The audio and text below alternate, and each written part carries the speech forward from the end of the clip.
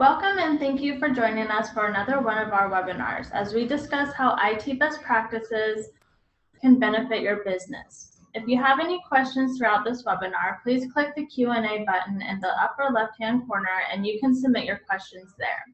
Now to get started, I'd like to introduce Eric Barriol, Principal of Leverage IT Consulting and an expert in IT best practices. Thanks, Sarah.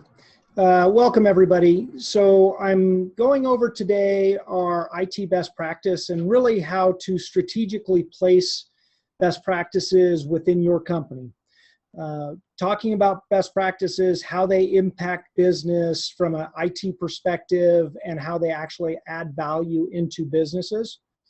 We've got a lot of client executives on, we've got a lot of our IT partner leadership on as well. And then we've got a number of people who are looking to implement best practices and trying to get some ideas about how to start that within their technology service environment and looking for our assistance. So we'll go over that as well. So just a little bit about me. My name is Eric Barriol. I'm the managing principal for Leverage IT Consulting. We've got physical offices in Sacramento and Reno, and I've personally been delivering IT services for over 30 years. I've focused on infrastructure management, software development, software deployment, IT project management, and I've worked at the enterprise level and have been running this organization along with my business partner in Sacramento, Thor Severson. And we've been in business since 2001 was when we first kicked off our work. Leverage IT Consulting itself specifically manages general IT management. We work with IT departments in some of the services that we deliver, and then we do IT cloud infrastructure management, which is a growing area of our business as well. What I'd like to do is hold off on any questions. If you do have questions, down in the lower portion of your screen, there should be a Q&A button, and you can type in questions as we are going along, and then we'll have some question and answer time at the end of this presentation to answer any of those questions. And if we can't get to those questions in time, we'll be sure to respond to everybody who puts in a question and reply back to you by email. So let's go ahead and get started. Really, what I wanted to start out with is talking about what are the business advantages that IT best practices provide to organizations. And a lot of it revolves around consistent standards and communication. So once we start analyzing and documenting what our best practices are, then we can really start to have those meaningful business conversations around aligning our company priorities with budget and goals, because we all know that IT can certainly be a black hole with expenses that are runaway, and we always want to talk about return on investment. And return on investment starts with understanding what is a business's risks, what are its opportunities, how do we provide services, and what is the return on investment. So we want to add technology and add those advantages in a controlled and measured way, because we can overwhelm organizations with change, as well as if we are not staying up to date with current technologies, then we're increasing our risks, losing out on opportunities, and costing the organization more than we really should. It also enables us to standardize training of technology support professionals. So that's regardless of whether it's my team here in Sacramento or in Reno, or if it's an IT department that we are assisting, standards, documented standards and best practices allow us to train new people as they are coming into the organization, as an organization grows, or through natural turnover. IT certainly has its share of demand in the marketplace, so we always want to make sure that we're not losing that information as we move from one team member to another, or as we grow, we want everybody to be doing the same thing as consistently as possible. With standards and best practices, we are going to always decrease the risk of technology negatively impacting the company. So if we know what we have implemented and we know how to support that technology and it's adding value to the company, then we're going to manage any, we didn't understand that we had a technology in use in some place and now it's not working or costing more than it should to the business because it's outside of standard. Increased technology user satisfaction with best practice and with standards, we're always going to be increasing the supportability and the use. When everybody in an organization is using the same technology, it's the best in technology for that business at that right time. It costs right, it had the right ROI, it provides the right functionality, then each company is actually adding and enabling their users to be standardized and trained and using the same software, same business technology that actually move a company forward. And then ease technology use and training of end users. And that's what I was saying with user satisfaction. You can standardize the use, you can standardize the training, you can standardize the implementation deployment for new users in business technology. So what do companies gain when they start implementing best practices? They gain best practice business technology standards. So looking at the industry, looking at technology is so rapidly changing, we want to make sure that we have a process in place to accept those advantages into a company.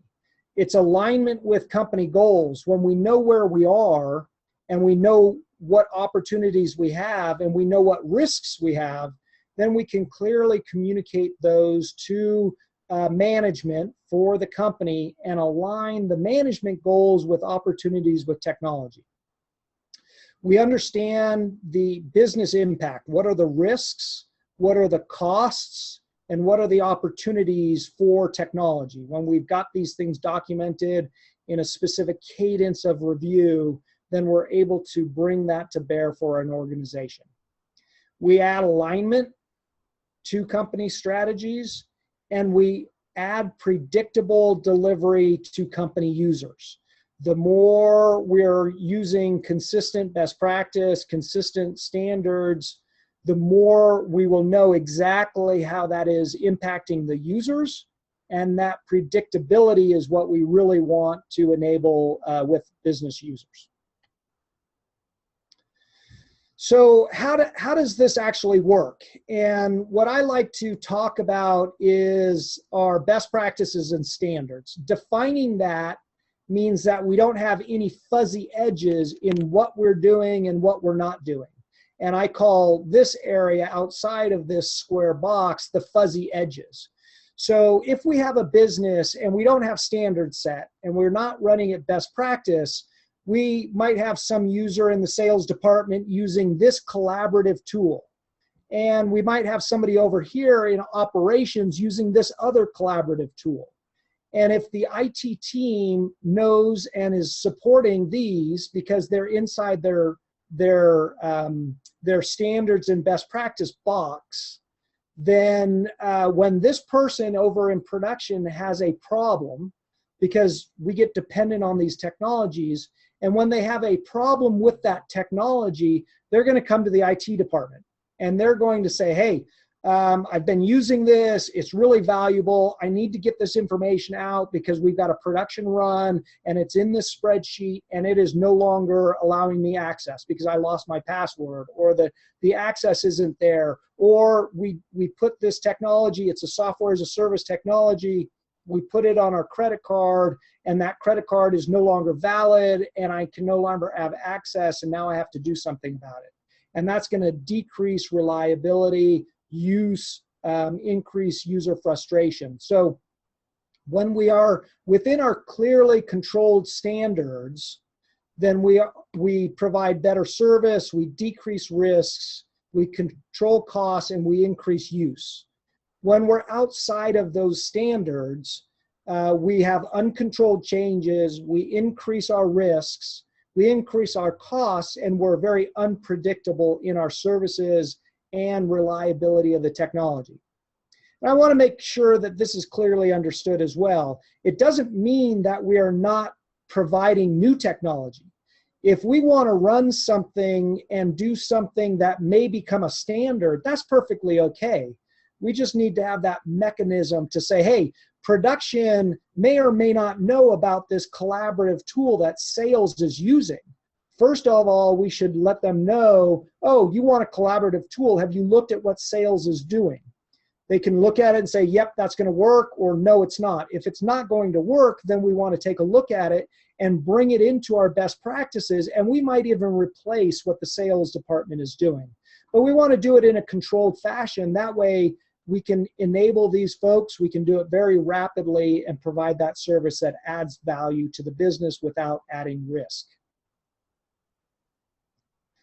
So how do we actually start implementing these best practices? What we want to do is define our edges. We want to understand what is currently in that box.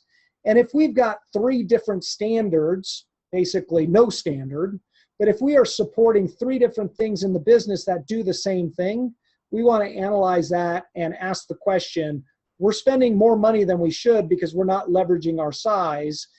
How can we support that well? Can we support it well? Which one of these things will handle all of those needs and then standardize across everybody, which gets that leverage and that point of inflection where we've got everybody using the same thing and talking about it and collaborating together. We need to define how frequently we're going to be inspecting our best practices. We want to understand, what do we consider is healthy for our technology? What level of service and risk and cost is right for our business? Because our business might be 15 people, but we're in a regulated environment. We want to make sure we have high security, but everybody comes to the office and we're not really worried about bring your own device, and we're not really worried about security outside of our building, but we are very concerned about security and use within this building. Or we could be working with a global organization that is consulting, and we travel all over the place. Everybody has their own laptops. It's bring your own device. How do we secure that and make sure that the users of all of that information and that technology are able to get to the assets as they need to do their businesses? And then we want to actually define, why are we setting these standards? Why is this a standard for our business? In business terms, what is the risk that we're managing? What is the advantage that we're adding? What are the costs that we're controlling? Why is it important to the business to understand what this standard is and to be able to communicate that out to our executive teams and make sure that they understand that as well? And then what are the risks to the company if we're outside of that standard? And understanding the added risk if we're not within or outside of those fuzzy edges. If we're in the fuzzy area, then why are we accepting that? Is it okay? Is it a beta program that we might roll into the standards? And how do we support it? Do those users know that it's not in standard? It's not one of our best practices, and we're accepting that risk in. So we really want to make sure that we understand our standards and best practices. We want to make sure that those are aligned with the business goals. We understand and communicate the business impact, and then we have that alignment with our company strategy. So what are the elements of a best practice? What do we need to make sure that we have in place to make sure that the technology team can actually be testing these best practices in a consistent way? So we want to look at our business areas and our technology, and we want to categorize them together. This might be server infrastructure, workstation infrastructure, a specific software application like an ERP, enterprise resource planning, or CRM, customer resource planning management solution. We want to analyze our business and then categorize the groupings of software, business information or analytics, and infrastructure. Ultimately, businesses are moved forward not on the servers that they have, not on the firewalls that they have, but the applications and data that they are running. And grouping those together and making sure that the infrastructure is in place as well as security and access, we want to group them together in like business areas. And then we want to ask the best practice or standards question. What are we evaluating? And we want to make those questions definable, measurable, and deliverable. And we'll talk a little bit about that more in another slide. We want to understand what the priority is. So from a business perspective, is this a high, medium, or low priority of making sure that we are in compliance with that best practice? And when we're out of compliance with that best practice, how impactful is that to the business? Frequency, how often do we need to test this best practice? Some best practices need to be tested more regularly than others because they're just more likely to change or be impacted by something. And other ones are less likely to be changed, but we definitely want them to be reviewed on a regular basis because these best practices can be changed. So today, and with security, what we are testing and protecting our company and our clients' companies from is different than tomorrow. We want to make sure that we are adding in best practices that are at the right frequency of testing that get reviewed and refreshed with more information as the industry, information technology industry, and the business changes. And then process. How do we test? How do we actually review that specific question? And then how do we answer those questions? And then how do we report that back into the business for action? So how do we ask these questions? How do we create these questions so that they're meaningful to the business? We want to make sure that each best practice is definable, measurable, deliverable. So they're not ambiguous. They have a way to test it, it's measurable, and you know yes or no to that question. We want to make sure that we set up a specific measurement. So a good example of that is, do we have a business class firewall at all sites? And that is clearly defined. We test it. Is this a Cisco level specific? Is this a SonicWall level specific or higher firewall? And is it at every one of our sites? That's a yes or no question. A bad question is, what is the firewall installed? Because we could come back and we can have a Linksys firewall. It's a consumer grade firewall. It's not being updated and it's not being maintained and it's out of standard or best practice. But the answer would be, we've got a Linksys firewall. Okay, is that good or bad? That's a bad kind of question that is asked. We want to define what's important to the company's technology platforms. We want to test the things that are important. So we need to know from a company perspective what areas are important, what infrastructure is important, what access is important, and make sure that we have the questions that are testing those areas to make sure that it's the best return on investment in the time and effort to do that testing and reporting and action.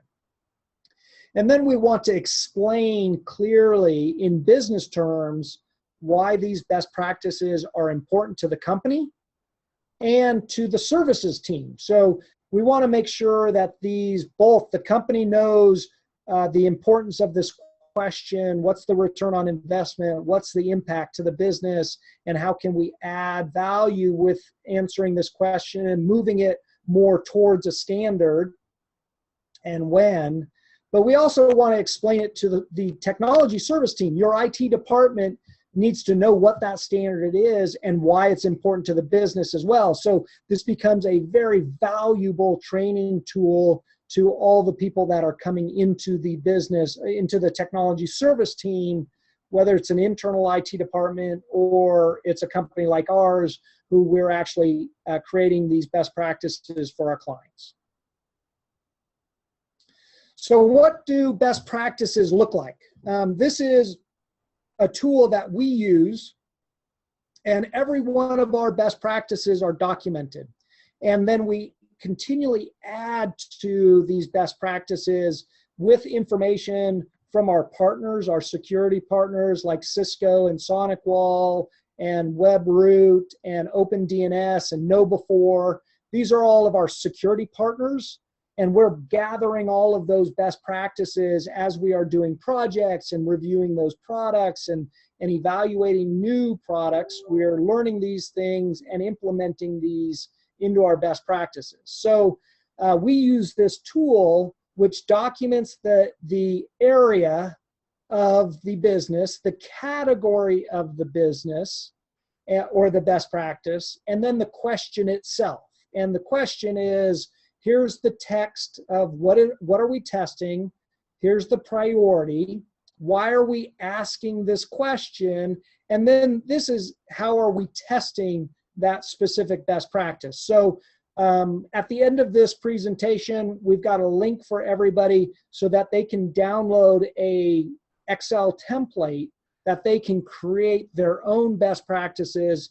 And we gave you a number of categories, and we gave a number of example best practices that we utilize. But each one of these have to be created and maintained individually by the company itself. And so when we're working with a new client and we're implementing best practices for them, then we're coming in, we're evaluating our standard set of best practices and adding to those best practices that make most sense for that client.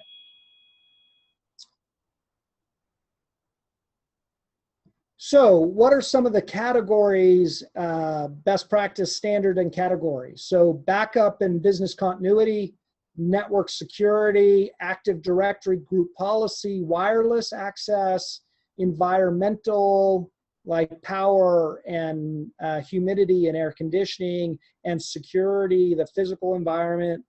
Windows Server environment, so what are all the best practices about managing and maintaining a Windows Server environment? Cloud services, what about our cloud servers and cloud environments? Software as a service, what are the best practices for implementing and maintaining those environments?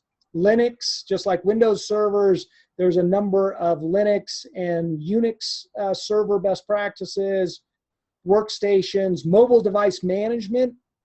So how and why would we implement MDM or mobile device management for a mobile workforce that are running on tablets and iPhones and iPads and those devices? Network infrastructure, what are our best practices around maintaining and managing network infrastructure? Business applications, third party, and email. Email is critical. And you can add to this, and then each one of these are broken down into categories within these areas, and then questions within these things as well. So how do we get rolling? How do we begin implementing best practices? The question, first of all, is have we documented any of our best practices? How do we know that those best practices are in place and adhered to? Over time, these things change as new products get implemented in a business, as we roll in a new piece of hardware because we've gotten to the end of life of a piece of hardware. How do we make sure that these are in place now, and how do we maintain them going forward? So first of all, we have to identify and assign some person and group that's responsible for developing these best practices and maintaining these best practices and standards. You want to actually schedule time and a project to implement them. These just don't happen, and they definitely don't happen in your spare time or when you have time. Let's document our best practices. It just does not happen. IT and businesses are so busy. This is proactive time. This is planning time that adds value and more value over time. And you need to schedule in a number of hours each week as you're developing it, more up front, and then less as you move forward to maintain it. You want to look and prioritize these categories. So if we have a high-risk area, then we want to prioritize that area to define our best practices. What are our business areas? What technology is most important? We want to identify those and start with those areas that add that immediate value back to the business. What area are we spending tons of time on from a business perspective and from an IT perspective? Where are all of the tickets coming in from our organization, the requests for service, or where are all the breaks in our infrastructure or software happening? That's where we want to focus our best practice analysis and documentation first. We want to get input from our business users and our IT team, and then we want to schedule a regular cadence to plan, review, and implement best practice testing. So for us, we review now we've been doing best practices for documented best practices for over 4 years. Before that, we had spreadsheets and we had them documented, but we did not have a specific cadence of review, and we've implemented these over the last 4 years. Now we review them every 2 weeks. We do our testing for our clients every month or every quarter or twice yearly, depending on the complexity of our client's infrastructure and business environment. And we have a quarterly review to update and enhance all of our best practices as we learn new things and identify the same sorts of things that we're talking about here. So we need to make sure that we understand that these change over time. It's not, you don't put in place your best practices and those best practices in technology are going to be the same ones that we use 5 years from now. Our environment changes rapidly. Every 6 months, our standards and technology and new technology come in and need to be addressed by our best practices. So we want to understand that change is constant, new technology, new processes, business processes, new procedures, new tools. We want to review quarterly or yearly. At a minimum yearly.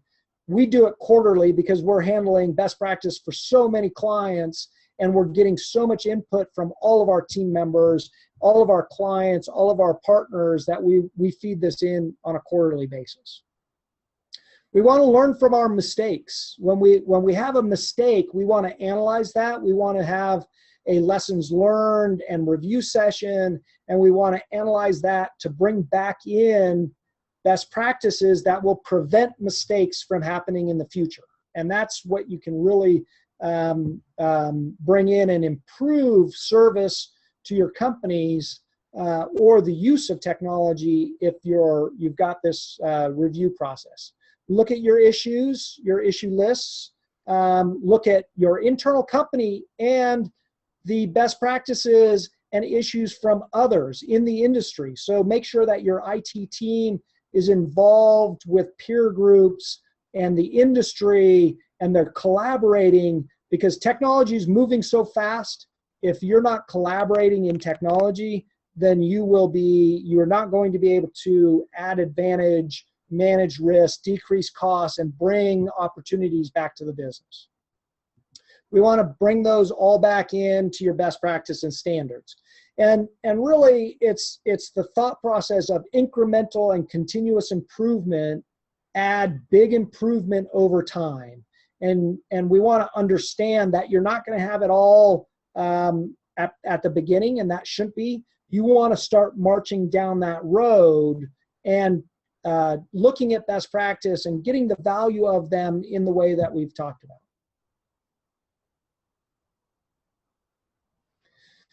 So how does it actually get rolled out? Just as a review, you want a standard, you want to define your standards and your best practices. You want to identify the person and people accountable for testing.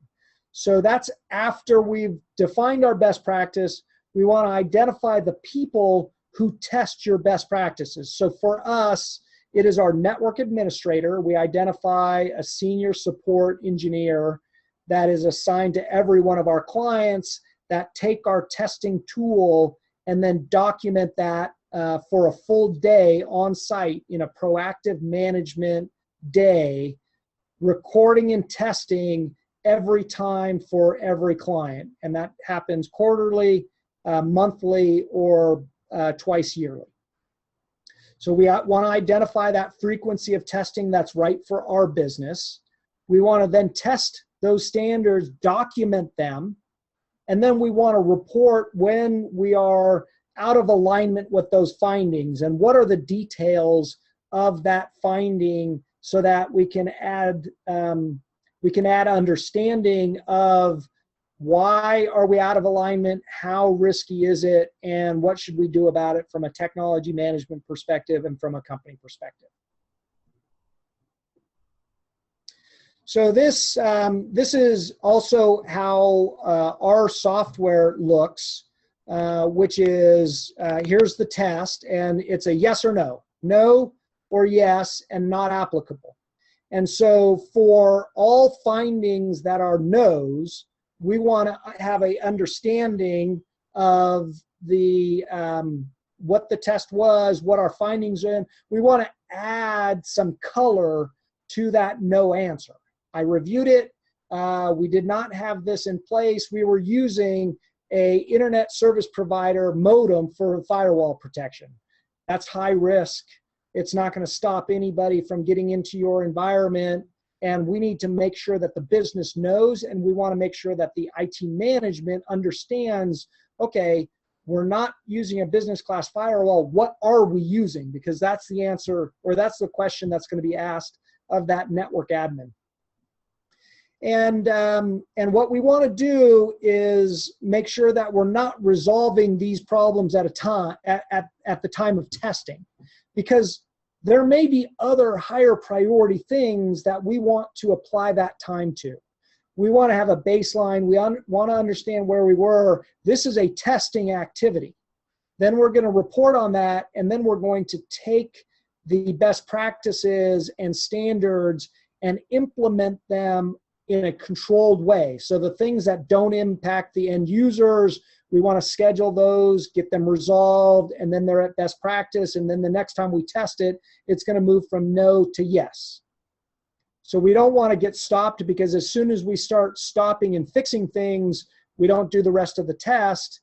And we might hit a test later on that's a no, that's a much higher priority, and we just didn't get to it. So we want to go through all the tests, report on all those, identify the no's and not applicables. The yeses are in compliance with our best practice, so we just want to make sure that those stay a yes on a regular basis. So how do we actually build this technology alignment into our business? We want to schedule standards we want to schedule our network admin or our standards testing engineer. They need to have their schedule out for a full year. So our clients, for our network admins, they're scheduled out for a full year. It's on their calendar. It's in our schedule that they're going on site for a full day to do this proactive testing. And they're also doing the proactive remediation from the previous tests that we've prioritized or we're implementing with the business.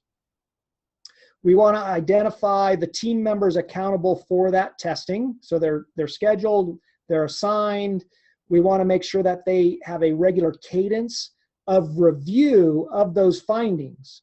We want to understand that review. We want to share it with the business. So we want to have all of our tests and our results, and then we want to review that with the company so that they can help us prioritize what is best to resolve with their business. We want to kick off this whole effort as a process project improvement effort, and we want to communicate that internally to your IT team and to the company about what we're doing and why we're doing it, and generate that excitement about implementing best practices to get the value that we talked about at the beginning of this session. And then the testing engineer and the business provide feedback to the standards team. So the team that is reviewing and updating needs that feedback in a regular way, saying, hey, we really need this new standard or this best practice. This is why, and this is how we would test it, and here's the value to the company as we implement this. So here are some of the effects when we get best practice alignment. So I always talk about oral tradition or tribal knowledge. Oral tradition and tribal knowledge becomes intellectual property and a company asset. If we've got our best practices documented and one of our IT team members moves on, we haven't lost all of that knowledge. We haven't lost the history of where these best practices were and where we moved from. We have an objective way to understand technology impact and opportunity on business performance. So it's too often that I work with IT teams and they're saying, well, you know, the management just doesn't give me any resources. And that's because we come and we talk to the management and say, hey, we really need to replace that server. And the answer is, well, it's been running and it's running fine right now, right? Yep, absolutely. However, it's 6 years old, and the likelihood of it having a catastrophic failure exponentially increases after year 5. So replacement between 4 and 5 is a best practice. Is your server older than 5 years old?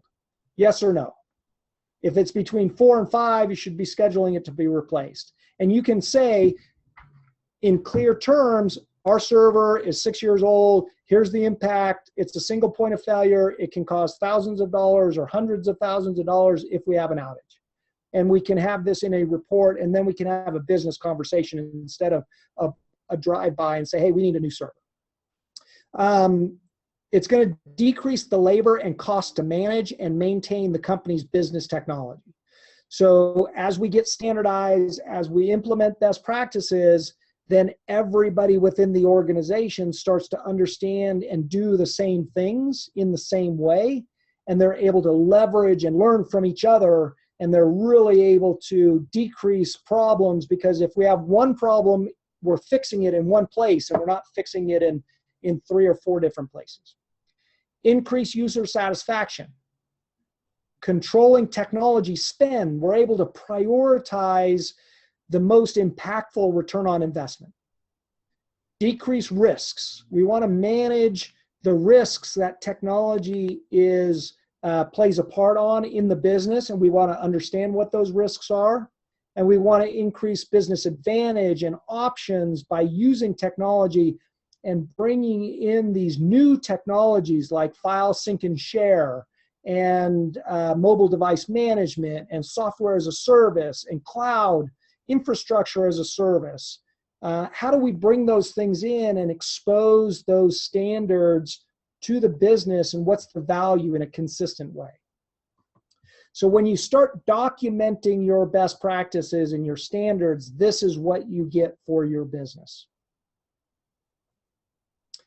So this is you need IT best practices and standards is when you're talking to your technology team, and we say this to the company. If I'm the technology team and I'm saying, hey, I've got it all in my head, high risk for the company.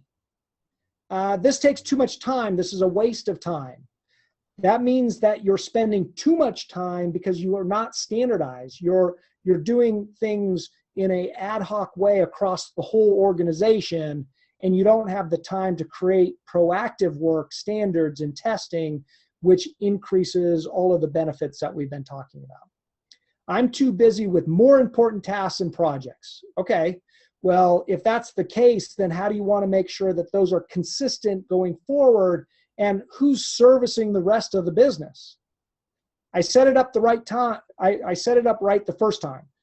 These things change. Patches change, technology change, service needs change. If there's no cadence to review and document and test and improve, then you don't set it up the first time. There's no value in this. They're not valuing and seeing the increase of business value in the technology work that's happening.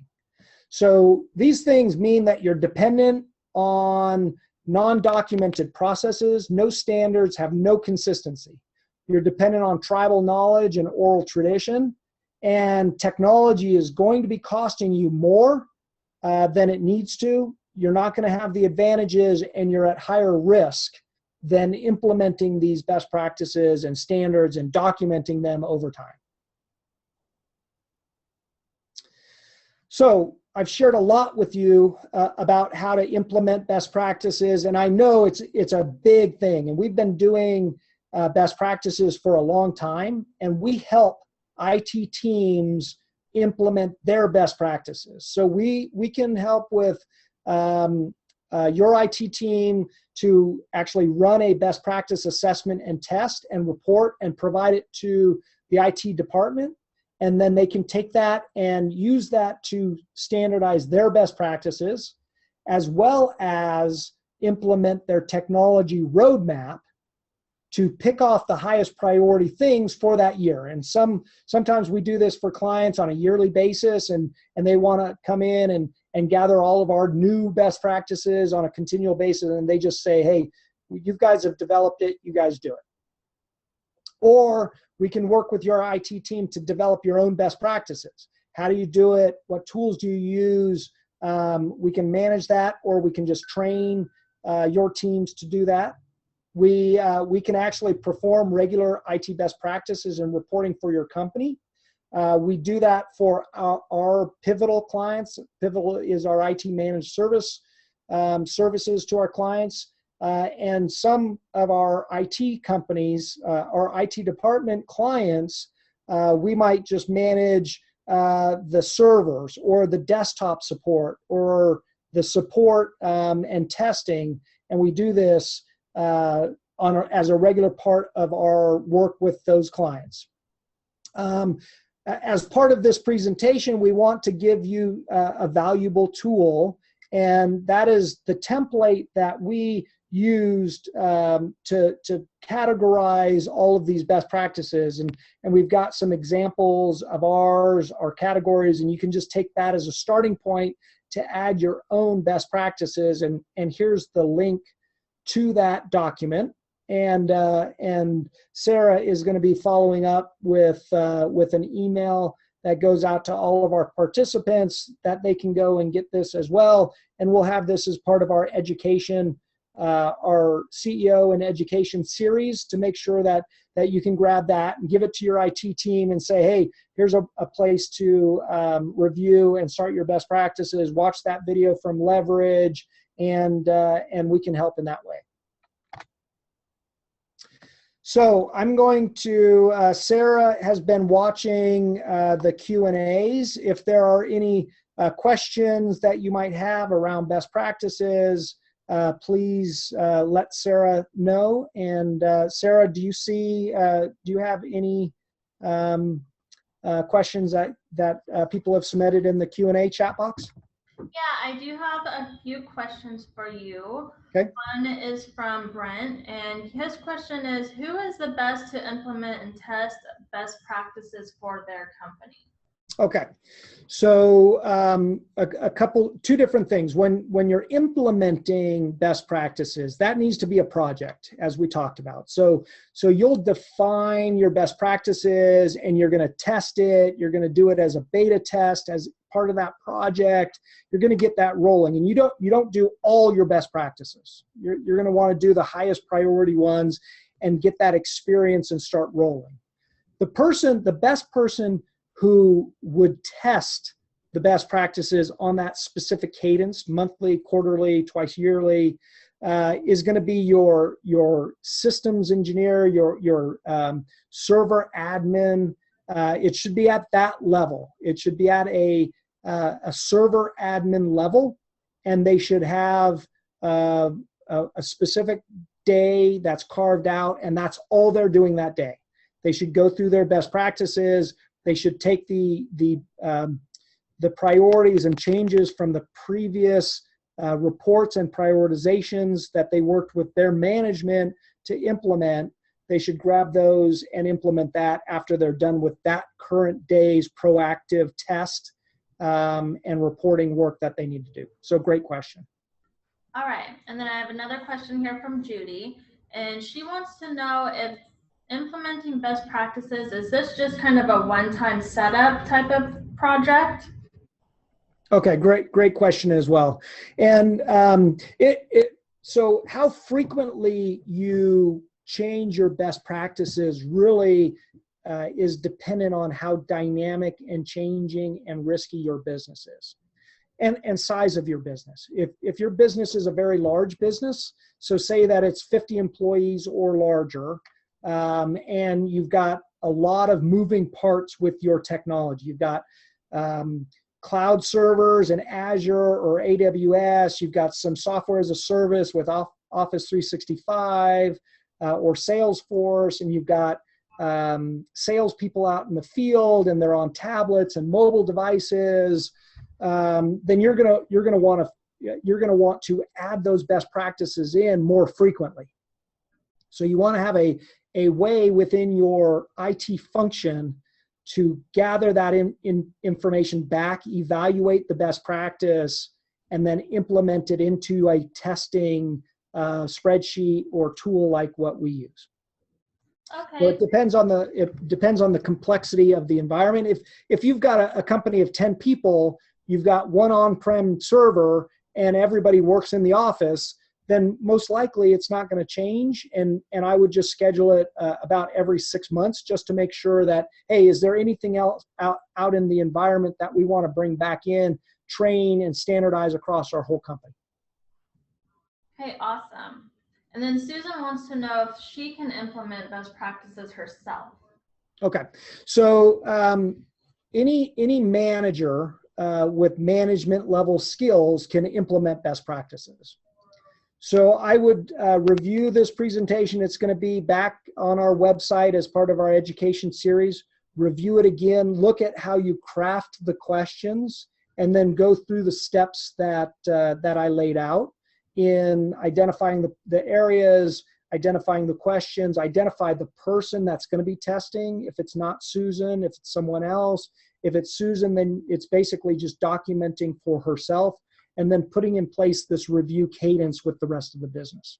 So absolutely she can, if she has that technical knowledge to actually do the tests. Some of these tests are technically complex, and they need to be able to go in and do server administration, firewall administration, Office 365 administration, and testing all of those sorts of things. So if they've got those technical skills, they absolutely can do it. And it's a management and technical skill role. Great. And I have one last question here from Greg, and he wants to know, how do you determine the frequency of your best practice tests and their standards? Okay, that's really, really great. So the way we specifically do it for our clients is we have one best practice review and test for every 30 to 35 users. So if a client has between 30 to 40 users, we're going to test every month. If they have 60, we're going to test twice a month, more than 60. We don't do any more tests than twice a month. If they have 20, we're probably going to do it quarterly. And if you have less than 15, we're going to do it every 6 months. Is that all the questions, Sarah? Yep, that's all of them. Okay. That's great. Thank you for those questions. And if anybody has any questions, comments, feedback, Sarah Scott is our Director of Client Technology Education. She put all of this together. Sarah, I really want to thank you. It was great. Really enjoyed presenting this. You can contact Sarah at sarah.scott@leverageitc.com. Here's our phone numbers, and you can get more information at leverageitc.com. And I'm going to go back to this just as a leaving shot. You can check out this area right here for a download of our best practice template. And we really appreciate your time and questions and participation. If there's any way we can help you get rolling with best practices, please reach out to us. It is definitely what we love and enjoy to do. Thanks, everybody. Thank you very much. Bye-bye. Thanks.